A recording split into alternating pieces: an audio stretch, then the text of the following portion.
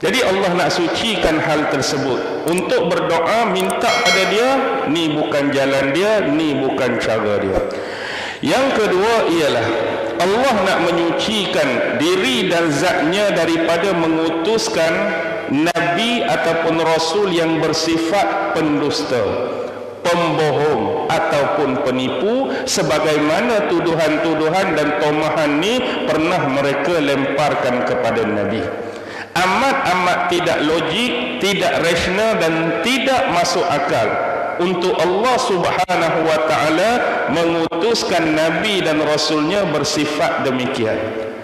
Allah nakkan kebaikan kepada umat dia, Allah nakkan kebaikan kepada makhluk dia, Allah nakkan kebaikan kepada ciptaan dia. Logik ke tidak dalam nak menyampaikan kebenaran, menyampaikan hak, menyampaikan kebaikan, dia utuskan Nabi yang bersifat pembohong, penusta, penipu dan palsu. Logik ke tidak? Tak akan logik sama sekali. Maksudnya Allah menurunkan Nabi Muhammad dengan sifat-sifat yang mulia. Benar duduk pada dia, amanah duduk pada dia, bijak duduk pada dia, benar-benar menyampaikan duduk pada dia. Baik.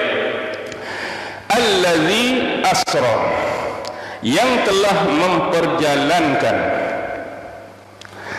Kalimah asra ni dia bukan setakat menceritakan perjalanan, memperjalankan, tetapi pada kalimah asra tu dah termasuk konteks timing, waktu, memperjalankan pada waktu malam. Pada kalimah asra tu sendiri, maksudnya kalau berjalan masuk time dia, berjalan malam. Kalau diperjalankan pun diperjalankan pada waktu yang sama, waktu malam. Baik, ada perbahasan panjang dari sudut ilmu bahasa. Ada yang mengatakan asra berjalan malam, sara pun berjalan malam, sara tanpa huruf alif. Dan perbezaan dia, kalau sebut asra berjalan malam, konteks dia di awal waktu. Kalau sebut sara berjalan malam, konteks dia di pengakhiran malam, di penghujung malam. Kalau asra di awal malam. Siapa yang memperjalankan Nabi Muhammad? Allah Subhanahu wa ta'ala yang memperjalankan baginda dengan perantaraan malaikat Jibril alaihi salam. Bahkan ada riwayat yang menyebut Jibril dan malaikat Mikail. Itu bukan persoalan. Persoalan dia, perjalanan ini bukan dengan kehendak dan keinginan Nabi Muhammad. Perjalanan ini bukan dengan kudrat Nabi Muhammad. Perjalanan ini bukan dengan daya upaya usaha Nabi Muhammad. Kalaulah dengan keinginan, kalaulah dengan kehendak, kalaulah dengan kuasa, kudrat dan keupayaan sendiri, mampu atau tidak Rasulullah berjalan Isra dan Mi'raj ni? Mampu atau tidak? Tidak akan mampu sama sekali. Jadi perjalanan ini daripada awal sampai last, dari awal sampai akhir, dianggap berjaya kerana Rasulullah diperjalankan oleh Allah.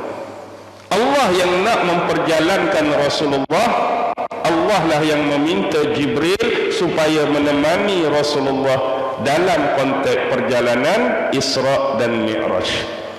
Ia bukanlah sesuatu yang aneh, sesuatu yang pelik. Kalau Allah yang bersifat maha segala maha yang memperjalankan hambanya ni, pelik ke tak?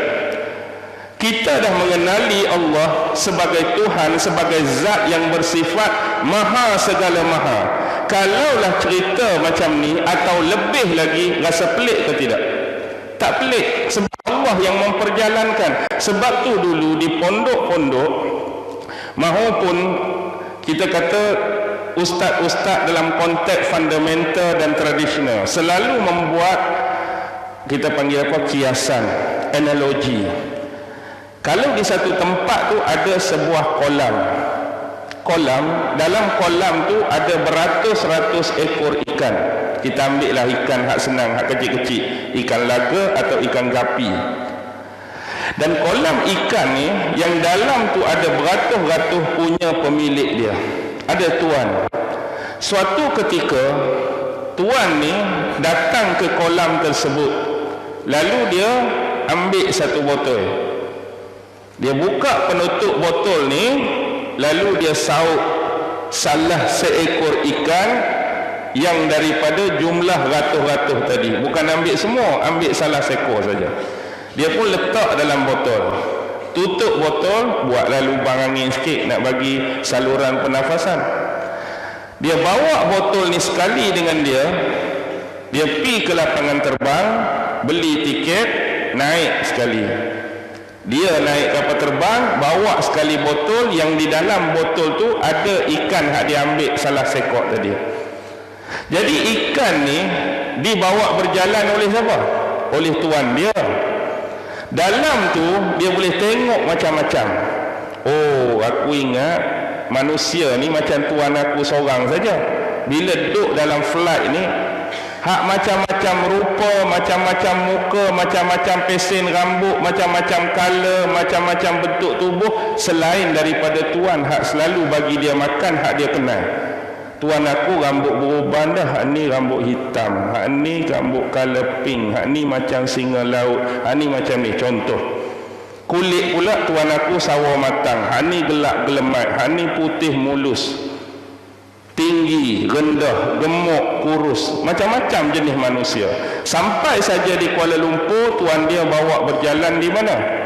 Di KLCC, tengok menara berkembar, pi Sunway Lagoon, pi Sunway Piramid, pi Petrosains, macam-macam. Malam tu juga balik. Bila dah balik, buka balik botol, cuah dia balik dalam kolam tadi. Dia pun bila berjalan macam ni, action nak bercerita dekat kawan-kawan. Jadi bila dia bercerita, agak-agak cerita yang dia nak cerita ni, apa tanggapan, apa respon, apa reaction daripada kawan-kawan ikan hak lain?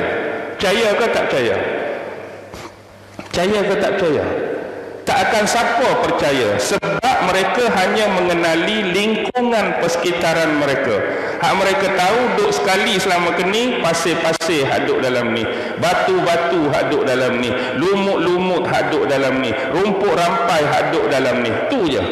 Kalau cerita lebih pada hak ni, memang membongok, memang nak bohong.